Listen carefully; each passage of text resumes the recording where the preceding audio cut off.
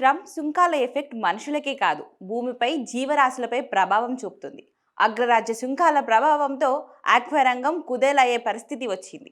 August 1 నుంచి భారత్ ఉత్పత్తులపై 25% సుంకాలు విధిస్తున్నట్లు అమెరికా అధ్యక్షుడు ట్రంప్ ప్రకటించిన సంగతి తెలిసిందే.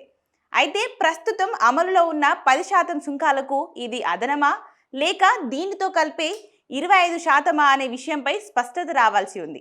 ఇక మరోవైపు జరిమానాలు అదనమని ప్రకటించిన నేపథ్యంలో అవి ఏ మేరకు ఉంటాయో ఆందోళనలు ప్రపంచవ్యాప్తంగా నెలకొన్నాయి.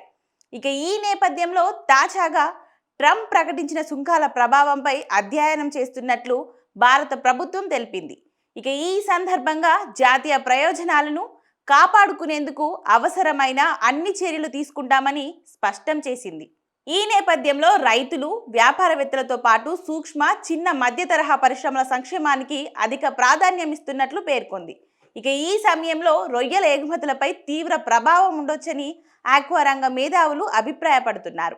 ఆగస్టు 1 నుంచి అమల్లోకి రానున్న అమెరికా 25% సుంకం అదనంగా జరిమానా విధించడం వల్ల భారతదేశ సముద్ర ఆహారం ఎగుమతులు, ముఖ్యంగా రొయ్యలు తీవ్రంగా ప్రభావితమవుతాయని వ్యవసాయ ఆర్థికవేత్త అశోక్ గులాటి చెప్పారు.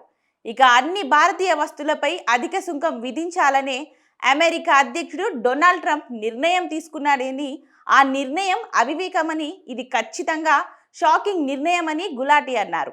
వాస్తవానికి అమెరికా సుంకాల అమలు నిర్ణయం 10 నుంచి 15% మాత్రమే ఉంటుందని భావిస్తున్నట్లు శాస్త్రవేత్తలు అభిప్రాయం పడ్డారని తెలిపారు.